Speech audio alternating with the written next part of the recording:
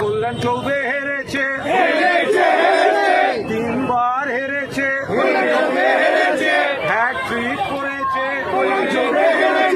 গণতান্ত্রিক ভোটে মানুষ ভোট দিল, একজন নাটক করে যাচ্ছে কল্যাণ চৌবে, তো পরের দিন স্ক্রুটিনির সময় গেল না কেন? যদি কারোর অভিযোগ থাকে যে এইগুলো যেগুলো মিডিয়ার সামনে বলা হচ্ছে, তো সেগুলো স্ক্রুটিনিতে গেল না কেন? কেন্দ্রের নির্বাচন কমিশন তো ওদের তো স্ক্রুটিনিতে গেল না। একটা কমপ্লেন করেছিল শুনলাম 290 নম্বর পার্টে নাকি গন্ডগোল হয়েছে। আরে বাণীতলায় 277-এর ওপর পার্ট নেই, 290 নেই, সেটা ওকে কে বোঝাবে? একটাই কথা, হেরেছে হেরেছে